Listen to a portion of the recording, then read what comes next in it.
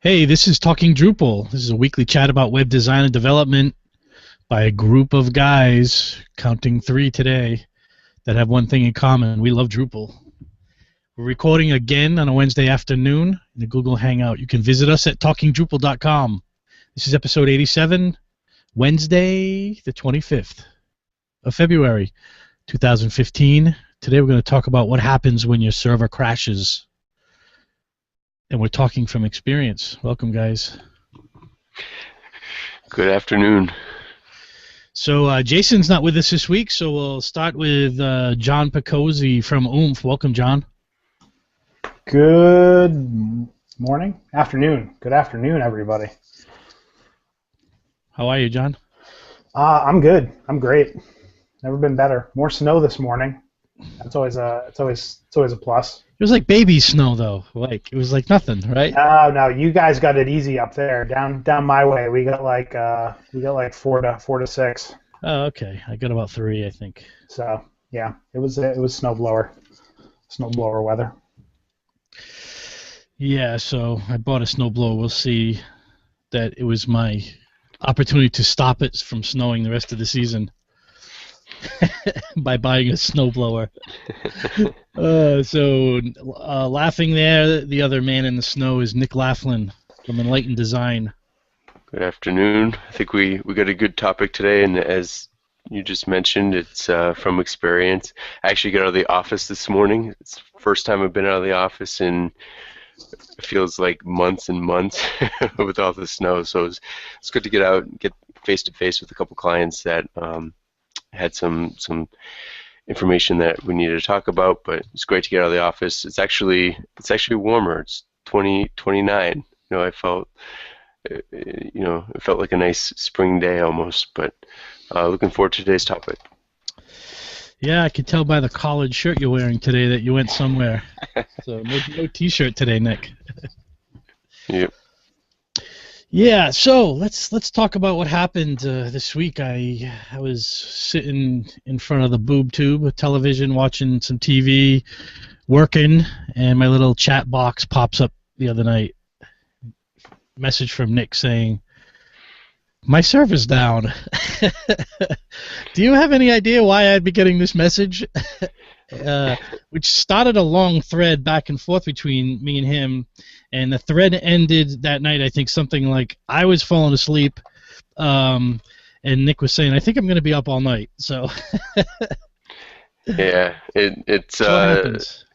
So one of the first things that's really important as the developer, as somebody that manages websites, probably the most important thing is that you have to know if your client's website goes down before they do.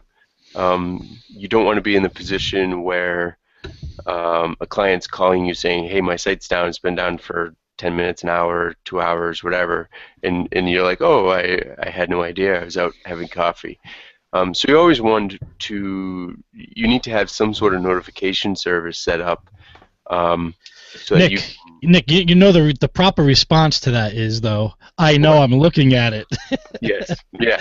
Okay. Yeah, exactly. Right. So you want to be able to say, "Yes, I'm aware of it, and I'm resolving that issue right now."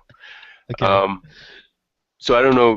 We should probably talk a little bit about the different services that we use. I actually have been very happy with the service that I think you introduced me to, Stephen, about a year and a half or so ago. It's called Server Check-in, servercheck.in. It's actually a site that's built on Drupal, and it will.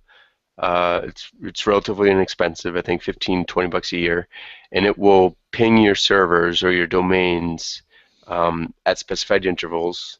And if one of the servers goes down or is unreachable, it will send a message by text and by email telling you that the server's down. And it's pretty configurable. I mean, you can set it up so that it's just looking for a 200 response. You could also set it to look at a specific page and look for content. So you can have like a, /check page, and it says something like, "Yes, I'm up." And if it doesn't read that, then it thinks it's down. In my experience, it has a fair share of false positives. False positives. I get them every once in a while, too. Yeah, where you'll get a message that says "site's down." You you go and check the website and it's not really down. It might be a little slow, might be a traffic spike or something, or just something unspecified. But in my experience, it hasn't had any false negatives, which is the most important thing. And the false positives aren't enough that it's necessarily, hasn't got to the point where I ignore them. If I get a message down, I check it, and I'd say, maybe once every 2 months I'll get a false positive. So it's been a lifesaver. So in this case, I knew that the sites were down within 30 seconds. I think it checks every 5 minutes and sends a message. I think you can have it check every minute or every 10 minutes. So I get a notification relatively quickly. Notice the sites were down. So Nick, when you say sites were down, let's talk a little bit about. Were you talking 2 websites, 3 websites? In this case, No. so I have a couple of different agreements with clients. I have some clients that have, properties that they manage that are relatively large, and they generally have their own server. And then I have a good book of clients that are relatively small. They don't have a lot of traffic. It's generally a brochure site. And in order to help them out, I have one server, and it's basically a shared environment. And I also put on a bunch of test sites there sometimes, or projects that I'm working on, like Newt Camp is on that site, on that server. I've got about 32 websites on that server. Can I pause you right there? And Yep. I'm going to try not to be a jerk, but you're doing testing, and you have test sites on the same server you're hosting client production sites on? When I say test, it's not like development or like some kind of crazy test. It's more like a for one example, it's a staging. So there's an alternate URL so somebody can see content before they put it up on the site, or a new design. There's only like one site like that, and then as far as other test sites, it's kind of like my sales site. I consider my website a test site, but it's not. I mean, I guess it's my own personal website, not really a test site. But no, I'm not typically. I don't have like untested code on that server whatsoever. Okay, we'll get you out of the hot seat now. I just was Yeah, curious. no. It's a good point. I mean, you shouldn't be doing development work on a server that clients are depending on. I actually have a separate server for that. Yeah, or I should say, my recommendation has always been like, your production server is your production server. Nothing goes on there except, external web users using your website. You're not doing anything else there. That could jeopardize that. So it's interesting because a lot of companies like Acquia give you actually great setups for that sort of scenario where you have an independent dev stage and production environment, and then production is usually very much, I won't say very much different, but usually has more resources and more stuff than dev and stage. So that's something to think about in this scenario as well when you're setting up your servers, and you may have a crash. So before we move on to you getting alerted, did anyone else have a tool that they use? I have a couple of sites that are being monitored by Pingdom, which works really well. It's got an app too. I think they have free versions of that, like maybe for one domain that checks every 5 minutes or something, with some simple testing. So I've used that tool in the past. John, do you have any particular ones that you use? So there's nothing that I specifically use, but in the past we've played around with New Relic, and New Relic is actually great because it gives you performance stats on your site, real-time performance stats on your site, as well as pretty sure they have the ability to send you an email notification when the site's offline or when they can't reach the site. And that actually runs at the server level. So you get less false positives with it because it's not something that's relying as heavily on the internet. I mean, obviously, if there's a hop that's down between New Relic and your server, it's going to say, hey, there's a problem. But it potentially could be a little bit more reliable than some of these other services. So it's something that you install. I'm not familiar with it. It's something you install on the server itself. Yeah. They have packages for most common server setups like Ubuntu or CentOS. You install it there. So if the connectivity is the issue and not the server itself, how does it notify you? It's a reporting service that reports to the website, and then the website, New Relic, will sends you. It's more of a performance thing than a connectivity thing, so it will give you notifications that the app is running slower than normal, that kind of stuff, and then you can dig in and see what transactions are taking more time than others. I have it on a site or two. It's pretty useful. It's not, and if it's not getting the reports, then it can tell you the connection is down. Right, so back to your notification that you now have 30 customers who don't have a website. A few fewer customers because, like I said, several of them are my own. Right. Right. But I'm not trying to make this sound really. Yeah, I'm feeling the heat. But let's go general on this. I feel like a lot of not that a lot of Nick's customers watch podcasts, but if they do, right now they're calling hosting providers to see. I mean, if any of my clients want to move, and I'd be certainly happy to set that up for them. But so I get the notification. What happens next? So the first thing that I do is, and there's a couple of different things. I mean, it could be just one site is down, or it could be the entire server is down. So the first thing that I do is I visit a couple of websites and see what happens. If it's slow, then that means there's somebody, a site might be getting a lot of traffic, or something might be racing in the background, or some report might be generating. If it's not connected, that typically means the entire server is down.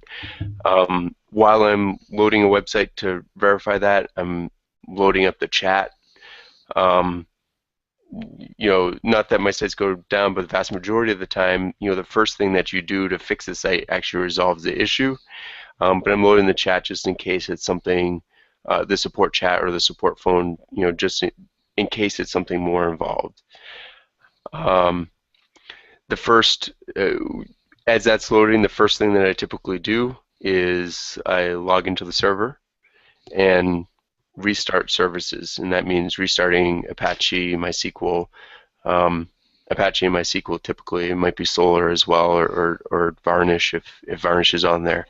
Nick, one thing I want to inject here is that when you're doing that cursory look over your server to see what the problem might be, a good thing to check for is to see if you're being attacked or your server's been hacked. Yep.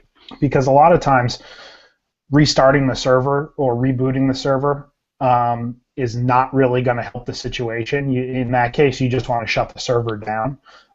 So depending on what the symptoms are, you may not want to restart the server right away, or to turn services on and off. Yep. So what are some ways you could detect that situation, that it's an attack of some sort? So a lot of times, if it's a DDoS attack, which is a denial of service, it means a bunch of people are hitting your site at once, and it's causing it to stop responding. You'll be able to see that in server logs and your response times. So that if you're looking at something like that, and you're looking at your access logs, and it's the same IP address, or it's being hit a bunch of times in a row. It's probably a DDoS attack. And we'll talk about a little bit later on, different attacks and how to handle them. The other thing is, if your site's been hacked, what you're looking for there is a lot of times your site will actually load just fine, but you may see text changes on the site or links on the site that go off to third-party websites. So in the instance of a hack, a lot of times you may not really notice that that your website's been affected or that your server has been affected. DDoS attacks are more the instance where, oh, my site's down. Why is my site down? And again, just restarting services or rebooting is not going to solve that problem. Yeah, I mean, I would say that some of what you're talking about, is part of the diagnosis portion, which I generally relegate to once you've resolved getting the site back up. I mean, typically the highest priority is getting the site up. Once it's back up, it's determining what the cause was and diagnosing it, determining if it's a DDoS, determining if it's a hack, determining if it's something else, and then preventing that. If the cause is a hack, then typically the resolution is something like taking it down, restoring it, finding out what the vector of attack was, that kind of stuff. But the initial thrust is really getting it back up and then trying to determine why it went down.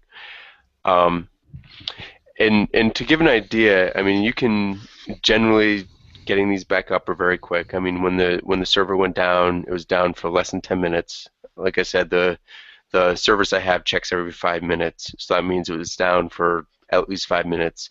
I think it was down for 7 minutes before I got it back up.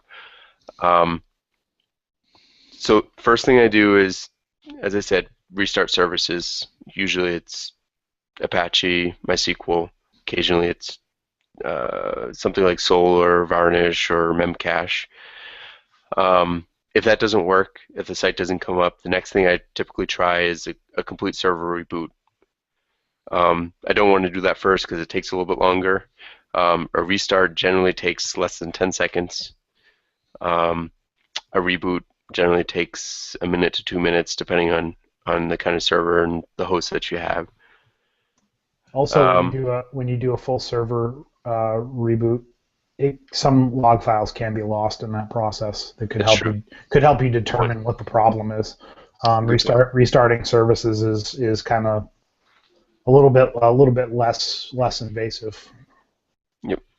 If a reboot doesn't work, maybe this is a good point for you guys to chime in. I mean, does this kind of follow the path that you guys generally take if a site goes down? Yeah, I'm right with you. Okay. Yeah. The next thing that I do, by then usually the chat has except that, Nick, in the past, a lot of the times in the diagnostics section, I will see that like the RAM is completely 100% used. Yeah. And I know the only way I'm going to be able to quickly fix that is a reboot.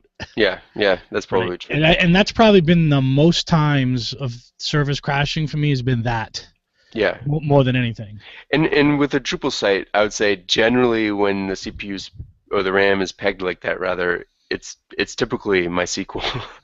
I mean, that's usually the most common thing. Occasionally restarting MySQL will work, but if it's, like you said, if it's pegged like that, then it sometimes doesn't have enough memory to even turn it off and back on. So a reboot works. At that point, it's important to really start determining what the cause is, and this is when occasionally, getting on support is important because sometimes they have tools that can help diagnose that stuff quicker than you. But that's when you start looking at things like CPU usage, RAM utilization, input-output, bandwidth, and something that a lot of people don't check, but it was actually one of the causes of this is disk space utilization.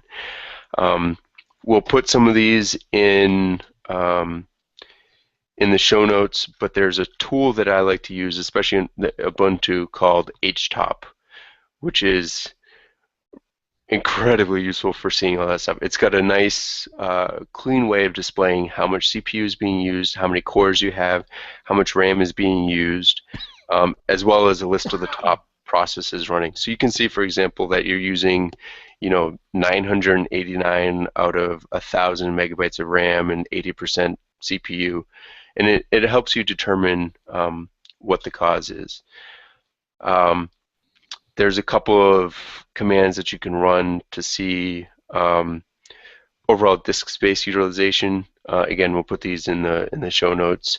One is df, and I believe df shows you the total space used on the server, and then there's one du space -sh, which will show you the current folder and folders in that folder space usage. So if you're trying, one is useful to see if you're near the limit. The other one is useful for determining what directory is taking up that space once you've determined that disk space is the problem. So I've had a disk space issue. I had one in the last year or so with a site, and one of the things about, depending on the hosting provider you have, this was at Media Temple, and they have an interface when you log in that you can sort of get some high-level views of your site, and they give you a button that shows you all this analysis and a graph that will give you disk space, CPU, and memory. So you can really quickly, without even logging into the server, get a sense of what's happening at that moment. Yeah, the Media Okay, Temple. I'd like to know why Media Temple didn't tell me that. I had to figure all this stuff out on my own. I've actually gotten mixed results from Media Temple with that tool. I use that tool as well. You log into your account center, you look at it, and you're like, oh, hey, I actually found a couple months ago that my server was pegged for memory. It was really running really high on memory, and I was like, that's not normal, because usually I don't have that problem. And I went to that tool, and I'm like, oh, it's like 115% utilization. I'm like, that's crazy. Come to find out, there was some malware on my server that was actually sending out emails and turned my server into basically a spam host, which was awesome. But anyway, back to that tool. That tool was very helpful in diagnosing that problem from a server standpoint. So, yeah, it's very useful to know what tools your hosting provider provides, and it's good to know the tools that the command line provides in case occasionally you'll go to get on support and it's like a 45-minute wait, and you don't want your client site to be down for 45 minutes while you wait for them to connect. So it's very useful to have these tools for yourself so you can diagnose this stuff. So Nick, a point I want to make is anyone listening to the show, you know what? Create a little Evernote for yourself or whatever your note-taking tool of choice is, and get some of these things done now, so you can just go to that page when it happens, and you're not trying to figure this stuff out exactly during the crisis moment. Yeah. Yeah, you definitely want to have a document. A lot of companies and people have crash recovery operations. Yep. If this site goes down, what do we do? What's our attack plan?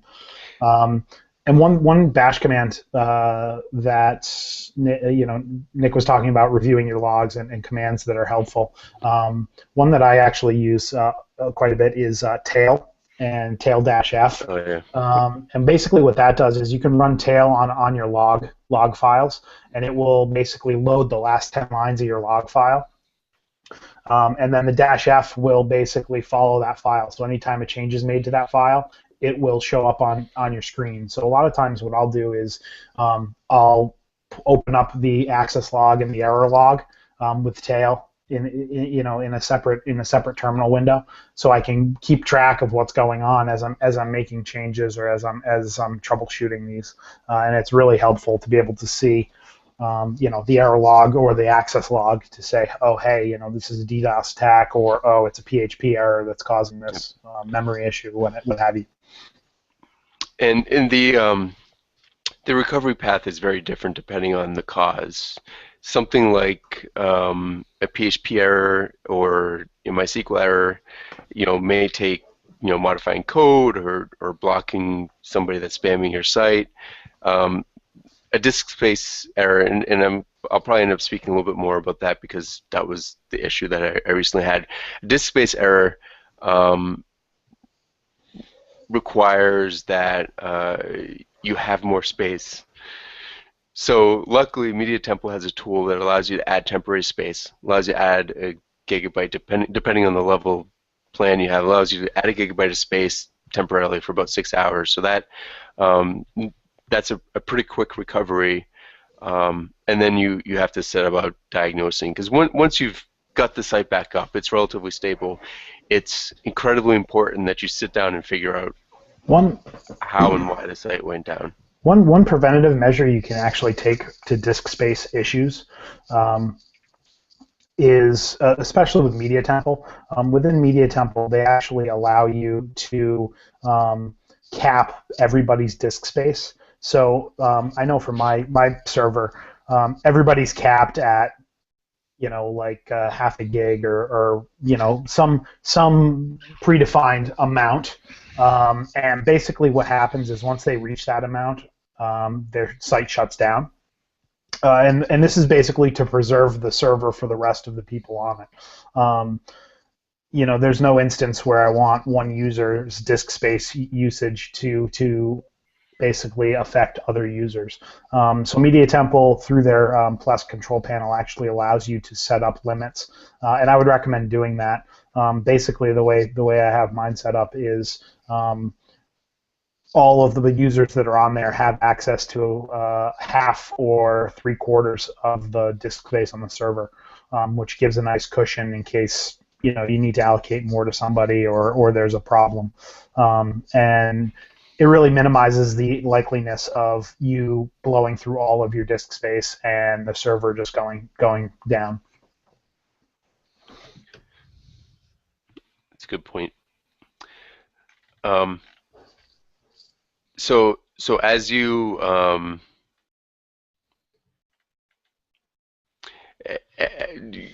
the point where your server's gone down, you have a good notification system set up, so you know before your client knows. You log into the server, you get it back up and running, site's back up, so now it's time to sit down and start diagnosing and it's time to sit down and figure out how and why your site went down so that you can prevent it from happening again. As we mentioned, there's a bunch of different vectors, so I'll run through them again. We can talk through them in more detail.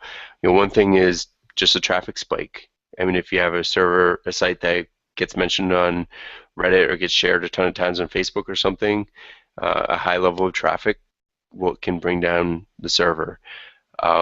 Poorly written code. If you that never happens to us though. I mean, we're pretty good at no, but poorly written code on the site can certainly bring down the server if you hit a race condition.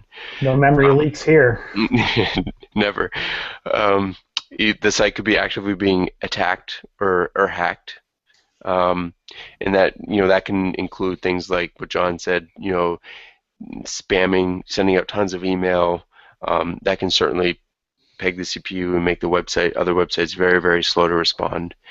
There could be a DDoS, so somebody could be attempting to hack the website or just angry with a client and just sending hundreds and hundreds of bots at the website at once. I actually have an interjection with the DDoS attack there, and a quick story.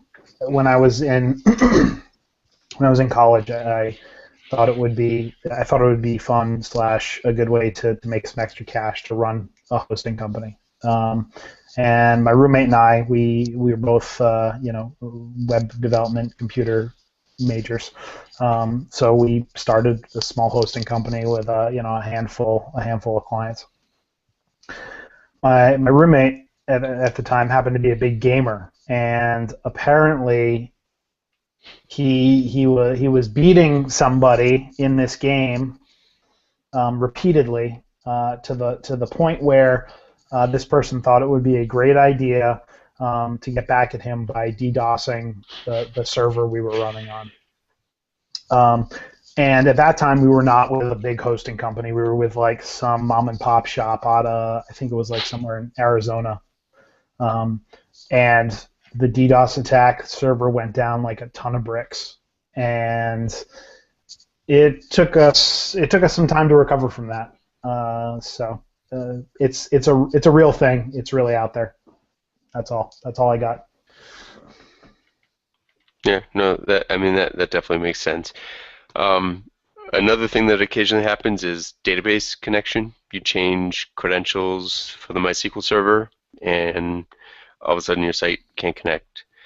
MySQL can cause a site to go down. If there's a common one in Drupal, is you have DB log on and you have a PHP notice and you have a sudden influx of traffic, and cron runs, and suddenly there's 45 connections to MySQL that are at top utilization, and that can bring down the site.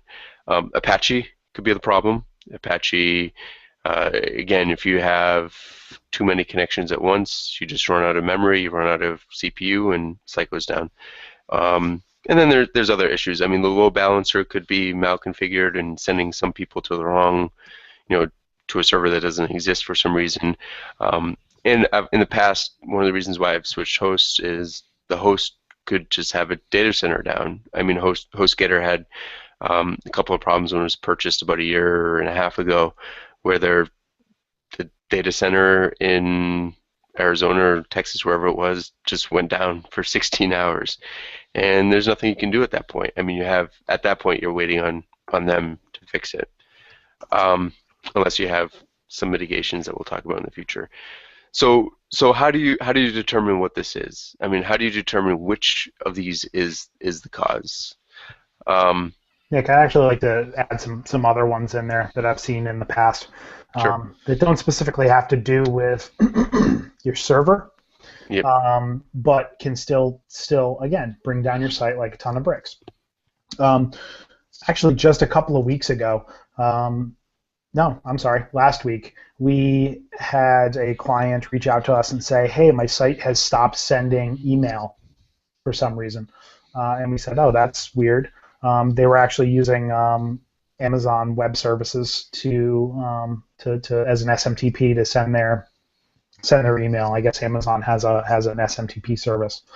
Well, come to find out, their site was actually perfectly fine. Their server was perfectly fine. It was an outage of Verizon in the area in the Northeast, and the data center for Amazon was in Virginia. So it was a connectivity issue between the Verizon network, Amazon's network, and the server for our client. So networking connectivity issues can be another reason that your site is down, and troubleshooting those can be a little bit harder, just because the internet is basically all of these networks working together to bounce you from where you're coming from to where you want to go. So a good tool to figure out the issue there is the network utility tool on a Mac. You can basically ping a host and see where that trail kind of drops off. Another thing that has actually come up fairly recently, for me at least, is DNS. This was a big issue actually for Media Temple last year or the year before, where they had a DNS outage that basically crippled hundreds of their clients. And what had happened is their DNS server had either succumbed to high traffic or just failed. So your DNS server and your DNS setup can be the root of the problem as well. Even something as simple as not renewing your DNS can be an issue as to why your site might go down. Yeah, if you don't renew the domain, that's also another possibility. And those last three, as you said, are sometimes quite difficult to diagnose, and they're quite difficult they take quite some time generally to fix. I mean, if the domain just expired, you can usually pick it right back up. But if there's a DNS issue, I mean, that's typically so many levels beyond what we do, that there's not much you can do, and it takes a while for it to propagate properly again. Right. So, I mean, just want to make a quick point that if you're working with a hosting provider and you have technical support, some of these last things that John mentioned, they'll be able to nail those things pretty quickly. Yep. in terms of network outages somewhere. And some of that stuff is not all that hard.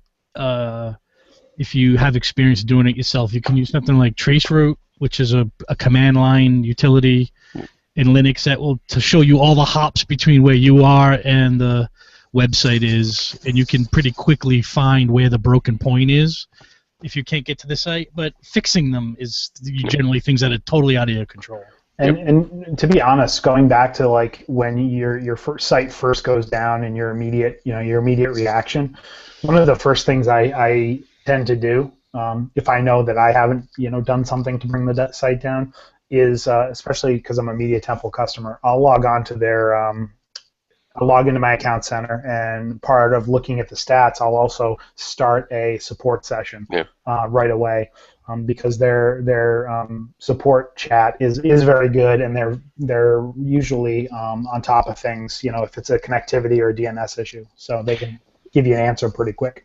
Yeah, so I usually start a call and start a chat, and whichever one comes first, start going with them. And the first thing I ask is, my site's gone down. Can you tell me why? While they're looking into it, because they may have some insight that you don't, but while they're looking into it, the first thing I usually do is the htop command that I mentioned, to see if you've rebooted the server, the site's come back up. You want to see if if CPU is racing, if the RAM is full. You want to try to see if there's something limiting it right there. So you kind of have that up, you're monitoring it. And then, as John mentioned a couple of times, you start looking at logs. And there are a couple different logs that you want to look at. You want to look at your Apache logs, which will have, you want to look at system logs, and you want to look at your MySQL logs. And the system log generally will tell you if it's because you ran out of memory, or if a server's crashed. Apache logs and MySQL logs will tell you if it's a specific error there, and it will generally give you an idea of which site it's coming from. Once you know what the site's, which site is causing the issues, you want to start looking at, if you have dblog turned on, you want to look at Watchdog. You want to look at, or if not, you want to look at the syslog where you're pending those issues. You want to start looking at the time leading up to when the issue was. In my case, as I said, it was, and then you also want to check, the two commands that I mentioned, df, and then to see if it's a space issue. If it's a space issue, the first priority is providing more space so that the server can actually function. Once you've done that, you want to start trying to determine what is causing the space to be used up. And there's a couple different places that can be. One is files. So if you have a customer that has a website that users can upload images or PDFs or something, then a very common way to run out of space is, you have somebody uploading thousands of images. The second place that you want to look is the database, and the database can get very large. I find that there are three things that can contribute to the database getting very large. One is if you have PHP notices and you don't have cron running and you don't have things set up and you have dblog on, then the Watchdog table can get very large because it doesn't get cleaned or truncated. If the caching tables, occasionally some condition will be just right in the caching table, a caching table will get very, very large and get to the point that cron can't, or clearing cache can't actually truncate it through the UI. So it just gets very big. And the third thing is if you just have a lot of content. I have a client that has 300,000 or 400,000 records, 300,000 or 400,000 nodes, and the database is 2 gigabytes. I mean, there's not much you can do about that size. In the case of, in this particular case, one of the websites, the cache form table, there's an issue with the honeypot and the Mollum module that causes cache form to be populated every time a CAPTCHA gets loaded, but doesn't properly trim the cache ever. Is this a known bug? Yeah, I saw some stuff on. I saw a couple of fixes. I'll get to how I fixed it myself because I didn't want to deal with editing code, and when we get there. But yeah, I saw a few threads about both Honeypot and Malum, so I'm not sure. And we have both modules on the New campsite, so I'm not sure which one is causing the issue. That's one of the reasons why I fixed it the way that I fixed it. So in some instances, it doesn't clear the cache form. Which would shut off the forms? Oh, no. Okay. Actually, All right, okay. well, that was one solution. That was an immediate step to stop the problem from happening, right? Yeah. Except I realized that it wasn't fixing it because it's the user login form as well. Okay. All right. Didn't shut that off. So maybe I should. No, because Honeypot still loads there. So I solved it in a different way, and I'll get to that in a second. But anyway, there's some race condition involved where cache form just keeps getting bigger and bigger and bigger. So I'm looking at it. It turns out that the server has absolutely no space left. I mean, it had like 10 megabytes left. So I gave it more space. I used their handy tool that gives an extra gigabyte. Everything came back fine. Discovered that it was which site it was, and discovered that the cache form table was 13.9 gigabytes. So that's the obvious for problem. that one website. Yeah, the one table, one website. That seems totally reasonable. Tongue-in-cheek, 13 gigabytes. So I truncated it, and that took a little while because it was pretty big. Took maybe 5 minutes, but it was gone. For all you non-savvy web users, that means he deleted it. Not quite. I deleted the content in it, but I didn't delete it because deleting it obviously wouldn't exist now, and you get other errors. So we don't recommend deleting tables that will break your site in other interesting ways that I don't have any experience with. So I truncated it. Problem was solved. Thought it was good. Like I said, site was down for less than 10 minutes, and I had a solution probably less than 10 minutes after that. Went away, thought everything was fixed, and started looking into started determining why it was growing so fast. A few hours later, the extra space for the server expired, and I immediately got another notification that the site was down. So figured it was probably the same thing, gave it the extra space, everything came back up, and started looking into it. Looked at the database, thought it was kind of weird that the database would blow up again, and the database was fine. I mean, the cache form was large. It was like 100 megabytes, maybe 200 megabytes, but not enough to take the server down. Looked around, none of the sites or databases were taking a ton of space. Got back on support, asked them what was going on. Turns out, a little known fact about MySQL is once a database allocates a certain amount of space, it is very greedy and never gives it up.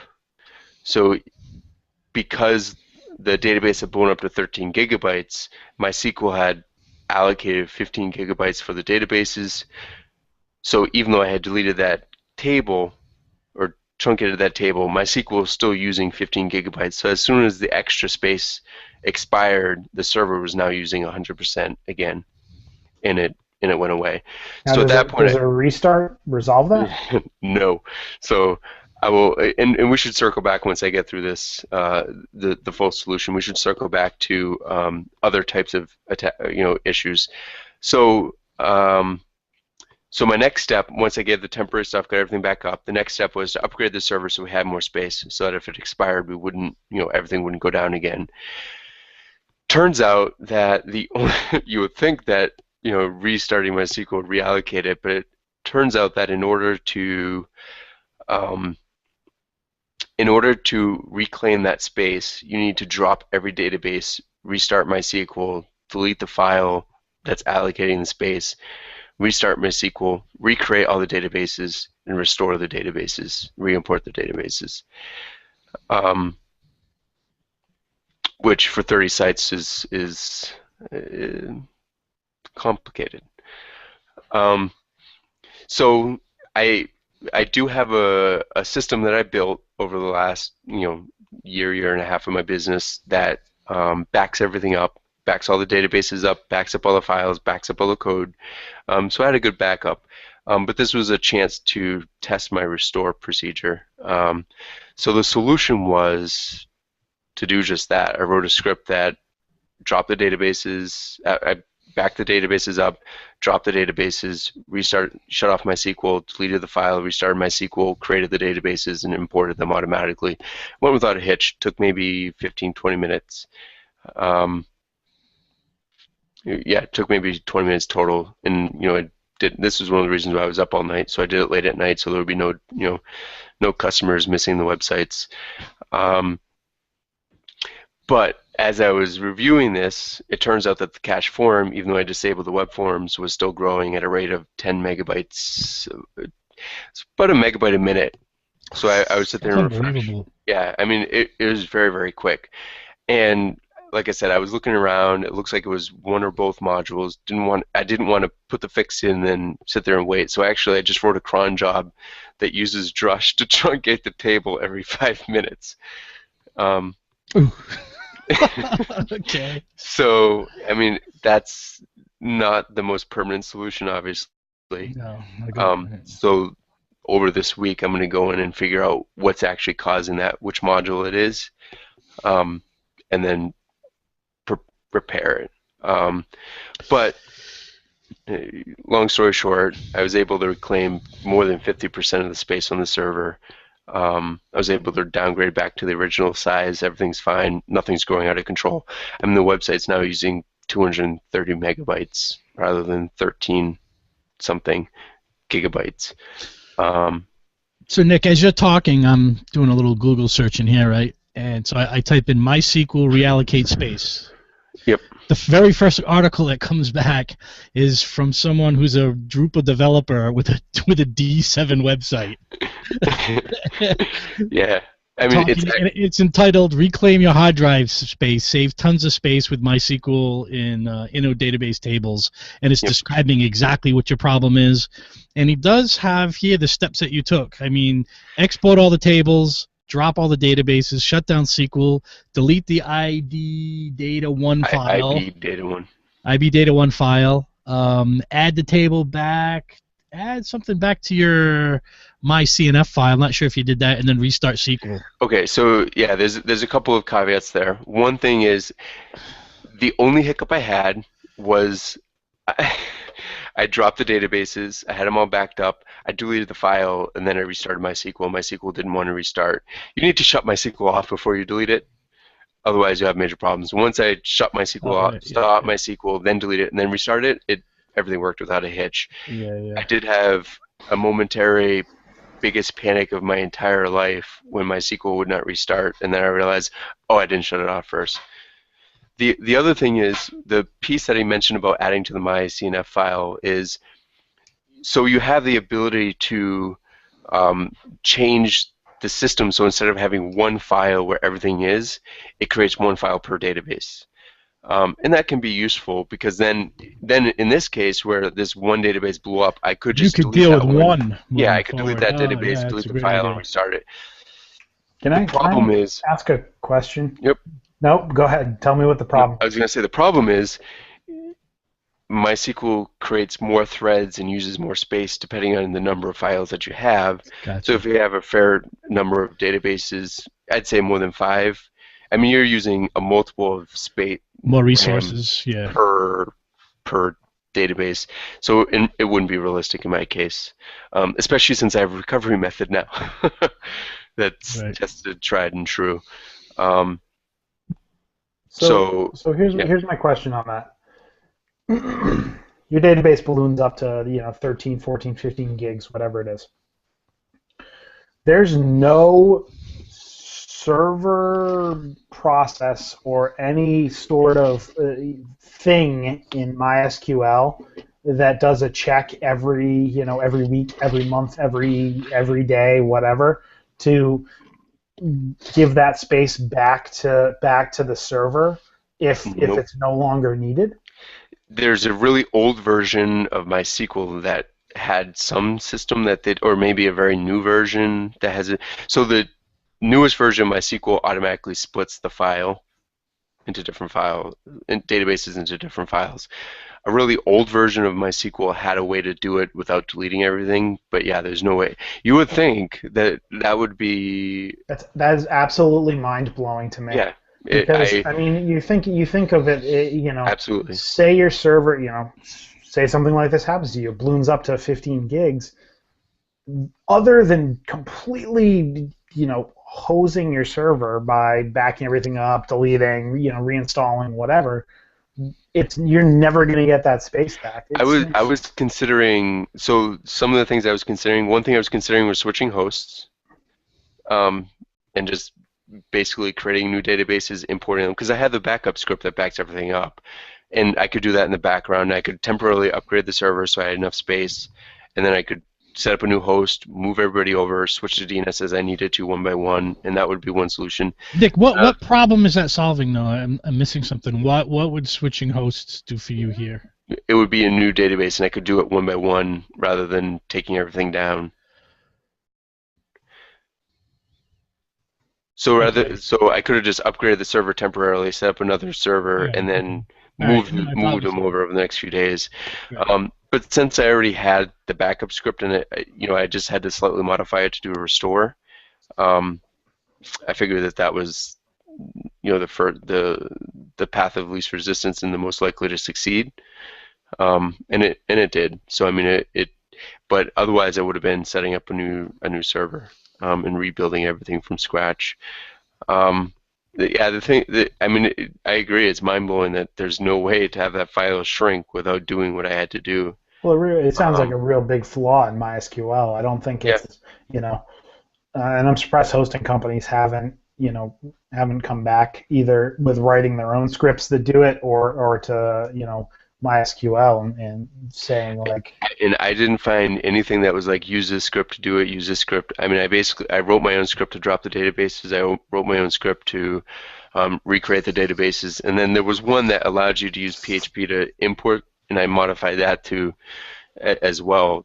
So, I mean, and I'm planning on actually releasing. I'm going to be looking at releasing my backup as well as restore on GitHub, maybe as a gist or something. That's great. Because I found it incredibly helpful. I mean, it saved me many hours. I mean, the whole process, it took me maybe an hour and a half to modify the scripts, and it took me maybe, once I was ready to fire them, it took me maybe 15 minutes. I think it's ironic that you found your backup to be quite helpful. Yeah, I mean, the thing is, a lot of people are out there that don't have backups of their servers, and Here enter the backup and migrate module. I think any Drupal site that's not running some version of that, or even a server level backup is you got to be doing your backups. Most hosts have doomsday backups or disaster recovery backups. Yeah. But two things there: most of the hosting providers charge you to access them, which it's a nominal fee. If you really need the backup, you can get to it. And those backups are not to the minute; they're more like to the week, or maybe even to the day. But probably you can actually fire off a backup if you needed, which I did. So there's a couple of very important caveats there. One, backup and migrate wouldn't help in this situation, and I'll get to why in a second.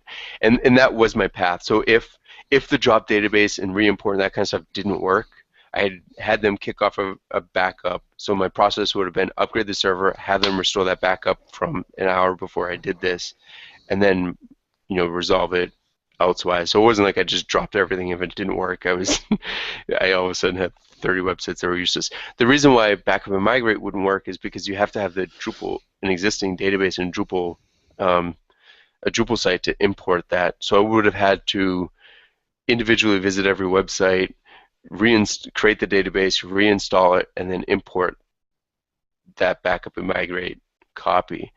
So my backup script actually, so what it does is Nick, back up a second though. Yep. I'm not sure I agree with you.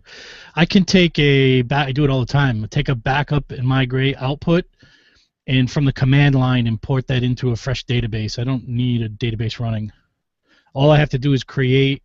It's a .SQL file, backup and migrate. So I can go into MySQL, do a create database, and import that in without any trouble.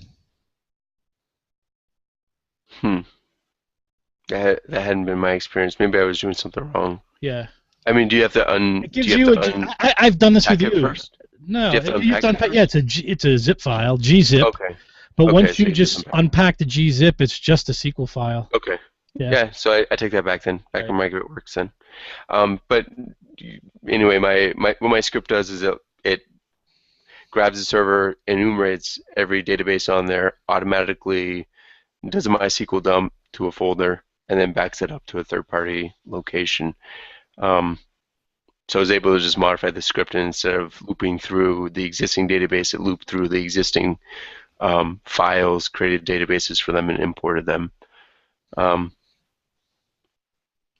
And like I said, I watched the table for a while. It was growing at about 1 to 10 megabytes a minute. You know, how many rows was it adding? Do you remember what the row count was? I have no idea. I'm logged in. I can take a look right now and see how big it's getting. In the last 15 minutes, right? Because then you're blowing it away. Actually, it's going every 5 minutes. Oh, it's going every 5 minutes. I didn't want it to. I mean, in 5 minutes, it's getting up to at least 10 or 15 megabytes. So that's impacting the performance of that machine and those websites, because that's doing a lot of SQL inserts and deletes in a 5-minute period. Yeah. So what I need to, my next step is, since there's no web forms on the site right now, my assumption is it's the user login and it's the user registration, which means that spam is trying to hit it. We're not seeing a lot of false registrations, so that means Honeypot and or Mollum are doing their job and they're preventing the logins. You said this has to. Sorry, trying to interrupt you. You said this has to do with having a CAPTCHA. CAPTCHA, right? Okay. Because I have sites that are using Mollum. They don't have a CAPTCHA on them because they haven't needed it yet. And I took a look at a few of them while we were on the phone, and I don't see any of this issue there anywhere. So it's definitely rated to CAPTCHA, right? No, I'm not using I'm using Mollum and Honeypot, and I saw references to both those modules when I was looking up the issue. I think it might be a combination of having both. Okay. And it also depends on how many people are hitting it, I think. Okay. So if you don't have tons and tons of people trying to register, then it's, and I think that this website is probably the most popular site in the server, so it's much more likely to be a target. Right. So my next step, so it just went from 368 kilobytes to 1.5 megabytes. But the thing is, there's not tons of rows. There's like 10 rows, 25 rows. I don't know what's. Huh. I have to look into it. But anyway, my next step is to set up something like Cloudflare, because that will prevent a lot of the spam. We can determine if it's coming from, a particular country, start banning IP addresses. So, I mean, it's typical. The mitigation here is similar to what your mitigation is in a DDoS. It's finding out what IP and what server is hitting the site, and then preventing that server IP. And that's just one of the many steps you can take to, prevent downtime on your server. I've used Cloudflare in the past, and it works. I've found that it works really well at sniffing out spam and malicious users and preventing them, and even working a little bit as a CDN to kind of load load pages of your site, so people aren't actually actively hitting the server. I think that's one of the features that they offer as well. So, what are some preventative measures here? Are there any for people to take? Oh, there are a ton. There are a ton of course things. So, what are some of them? There's also overkill. So let's go into this with that caveat. Some of these things you should look into, but some of them are throwing too much at it could also be overkill for your site. Um, First thing I always recommend is to do, and I think we're going to talk about this a little bit later, but to do some load testing to understand what your baselines are, and based on what you anticipate for people coming to your site, it will determine how far down the road of these preventative measures you need to go. But one thing on the list we have here is a CDN, content delivery network. Yep. And that can be very helpful, especially in Nick's case where the server went down. A lot of CDNs actually offer basically a window where they'll serve up old pages of your site for a certain amount of time. So in the instance where Nick's server goes down, the CDN is still serving up pages to people. Nick's getting his emails like, "Hey, your server's down," but people aren't seeing that. The public isn't seeing that. The CDN is offering up dated content, which for some sites could be a problem, but at least they're not seeing that your site is down. To be clear, it has to be a reverse proxy CDN. I don't believe CDNs like Akamai. I mean, they're serving strictly files, so they're not going to have the kind of archived copy. But something like Cloudflare, which is also a reverse proxy, will have a complete copy, and they have their always-on service, which will, weekly or daily, depending on your level, we'll scan the site and preserve it in the event that the site's not reachable. Interesting. I guess maybe Varnish has some sort of capability to serve. So if you have a Varnish server in front of your actual web server, that could help you out as well. Yep, Varnish is very good for that too. And Varnish is a little different in that it can do it only for pages that are currently in the cache. So it's not necessary. So I mean, that's generally your highest traffic sites. Varnish has a setting you can configure it so that if someone goes to the home page and someone goes to this page and then the site goes down and it's time to refresh, it won't refresh unless it can actually get a response. But then if somebody visits obviously a page that's not there, it's going to show that it's down. So I mean, things like Varnish. One thing that we didn't talk about is if you have an underpowered server, then you're just going to have to upgrade. I mean, if you have a shared host like GoDaddy or something, and the site's getting 10,000 hits a day, then nothing you do is going to prevent that from going down every day. You're going to need to you need to make sure that you're on appropriate hardware for the server. Once you're on appropriate hardware, you can do things like set up Varnish, set up CDN, set up reverse proxies, and you can handle a lot more traffic. But there's that. So in terms of preventative measures, we probably don't need to talk anymore about having backups, but having them off the server that you're on too is pretty important. So backing up to the server that could potentially crash is almost useless. You're better off just getting it off there when you can. And one tip there is something I learned fairly recently, I think it was actually at DrupalCon, is that I believe Backup and Migrate has an option for you to actually back up to Dropbox or Google Drive. So Amazon as well. Amazon and Node Squirrel. Node Squirrel is the service that the people that make Backdrop run. So you don't actually have to feel like, oh, I got to go out and buy another server to host my backups, or I need a secure place to have them. You can definitely use a service like one of the ones we just mentioned. For peanuts, I'm backing up some stuff to Amazon. It costs almost nothing. In the grand scheme of things. Yeah, I think my backup solution, I'm backing up 7 servers and about 50 websites or so.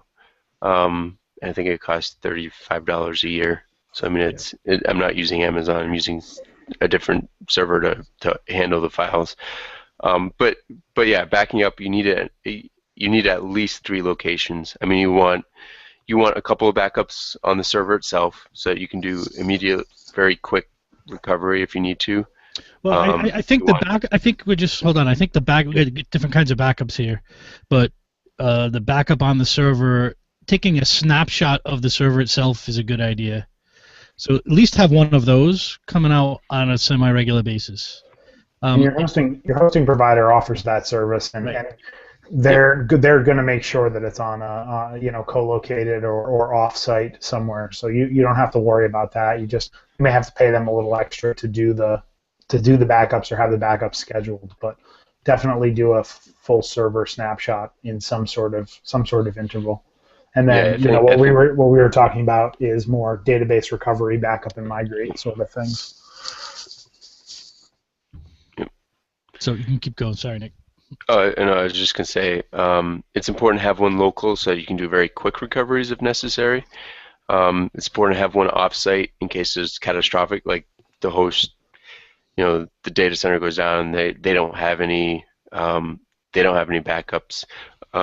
Or I had a client but one of the reasons why he ended up becoming a client of mine was the previous web developer wasn't managing the hosting. Credit card changed, building get paid for 2 months, so hosting company shut the website down and immediately purged everything.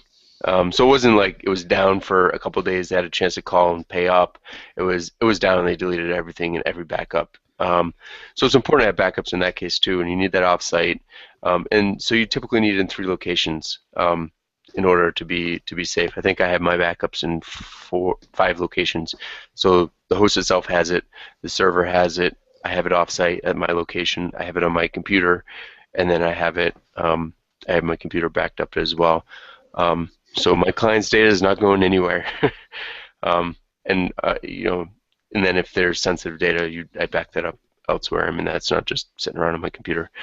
One note we do have here that's outside of the realm of data is also to optimize your theme and code. Mm-hmm. And we talked about that earlier. Memory leaks in your code can be detrimental to your server, but also optimize MySQL and Apache and any services that you have running on your server. A lot of hosting providers will give you kind of like knowledge base articles or pro tips to optimize MySQL and Apache on your server. Be sure to run through that and make sure that your Apache instance and your MySQL instance are optimized. But also look at Drupal's resources for optimization. There are some articles out there about optimizing your server for Drupal. If you are, installing Drupal or using predominantly Drupal, sometimes it's even better to go to a host that specifically deals with Drupal because those optimizations will already be done for you. But if you're in an instance where there could be clients that won't be using Drupal, Media Temple has great knowledge base articles for optimizing those sorts of things.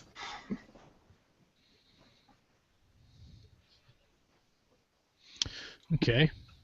So, any other preventative items here? Nope, that's it. I mean, okay. You have to have caching turn on your computer, on your site and that kind of stuff. But this isn't really a performance episode. It's more about how to recover. Right, exactly. The last thing we've got here is client notification. So in your situation, Nick, did you even tell your clients that the sites were down? Well, you did because you notified me, and I was a client for one of them. Yeah, I didn't because the total downtime was around 5 minutes. Yeah. Twice, and I typically notify them if it's more than 5 minutes, or if there's an ongoing issue. It's coming up and then going back down, and then coming up and going down.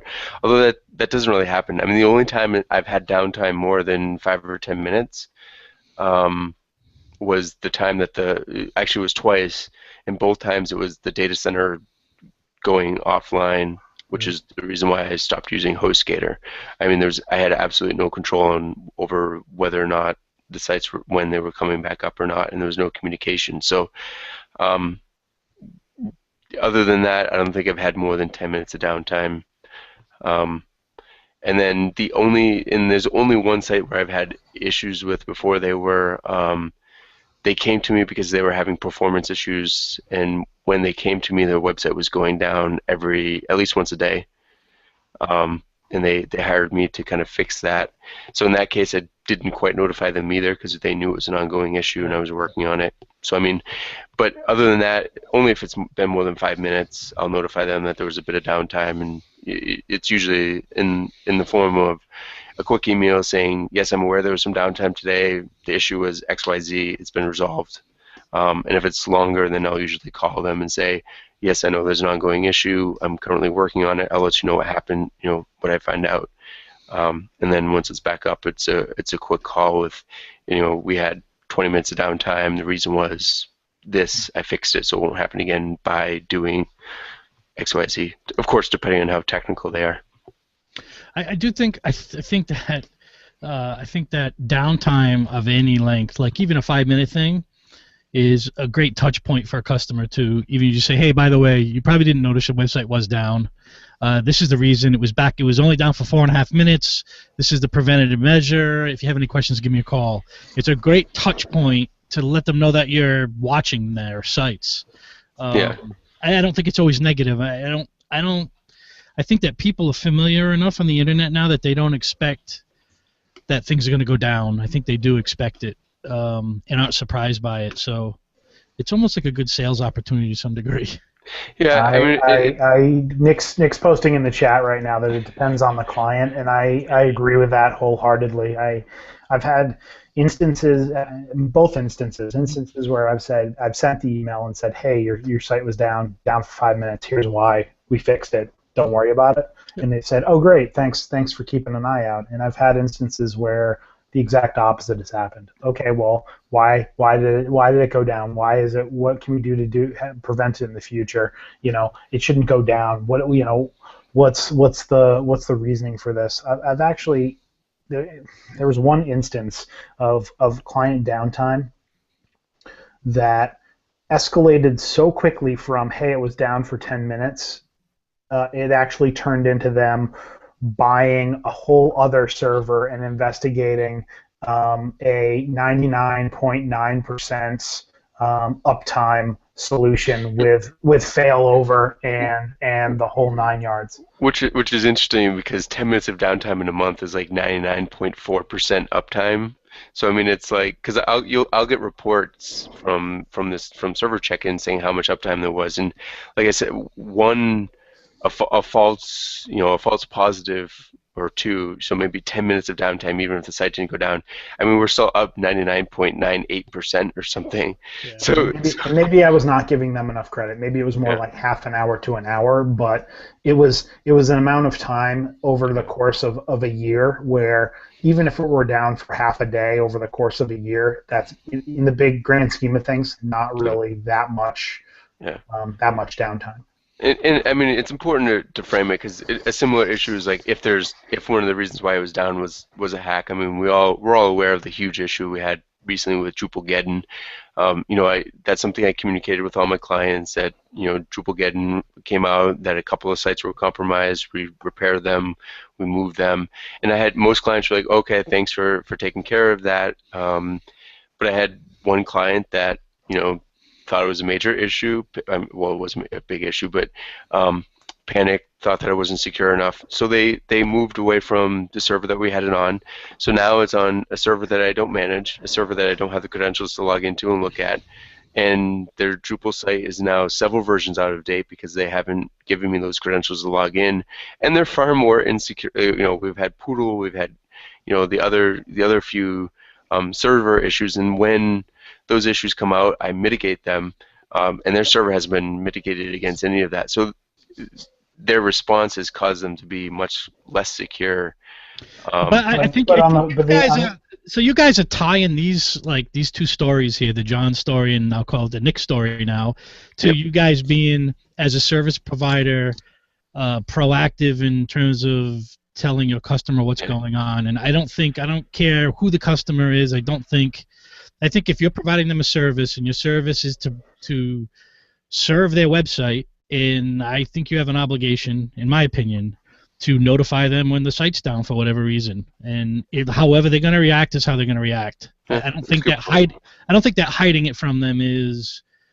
I don't think it's good business practice, and I also don't think it will mitigate either of the two issues you both just mentioned. I think if that customer, John's customer, really needed to be on something that was 99.98 and wanted to pay for it, then they probably should go do that.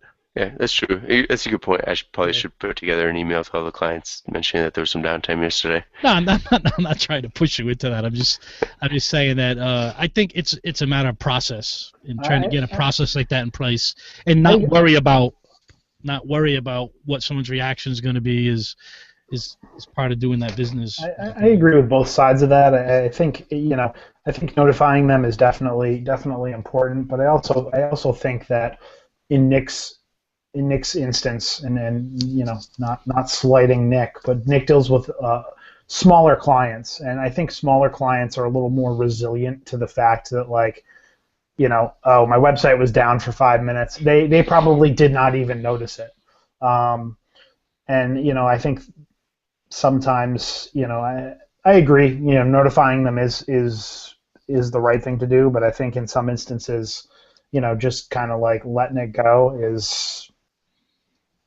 is okay too. I don't know. I guess I'm flip-flopping, wishy-washy on the subject. That's fine. So let's move on to our module of the week. Okay, so this week it's a module that I've recently started to come to like more and more. It's called Leaflet. Leaflet is a module that integrates the Leaflet JavaScript library into your Drupal site. What Leaflet does is it's a sort of like a replacement for Google Maps. It's a map rendering system. Integrates very nicely with views. Allows you to log in, create a view that puts nodes or locations onto the map, and it has a pretty nice interface. I mean, if you hover over a pin, you get a tooltip. If you click on a pin, you get a nice pop-up that you can configure. To me, it feels snappier than Google Maps. It feels like you can scroll and zoom. It's smoother than Google. It also seems to load. Once it's cached, it loads a little bit faster. The maps look cleaner. It doesn't have. I don't believe it has the terrain switching. So, like with Google, I think you can have the satellite versus Earth view versus map view. I don't believe Leaflet has that, but it's been it's a very lightweight, very quick map. I've grown to enjoy working with. Oh, great. What's the easy use on this, Nick? As far as setup, does it integrate with the locations module and address field and that sort of thing? You do need the geo field module, I believe, in order to get the coordinates. But the geo field module works with location, address field, any of the above. I did find, I mean, not to go off on other modules too much, but I found a module yesterday that integrates with it a little bit further that allows you to even do like the current visitors location as well. And supposedly Leaflet allows you to switch, change pins depending on some variable, although I haven't quite gotten that working yet. So, but it's been pretty easy. And it's, as I said, it's pretty snappy. Okay. Guess we'll call this a show. 87 is over. We've decided on 88. We're going to announce that now. Let's wait. Just in case we change our mind. John Picozzi. Stephen Cross. Tell us about where people can find you. People can find me on the internet at John Picozzi.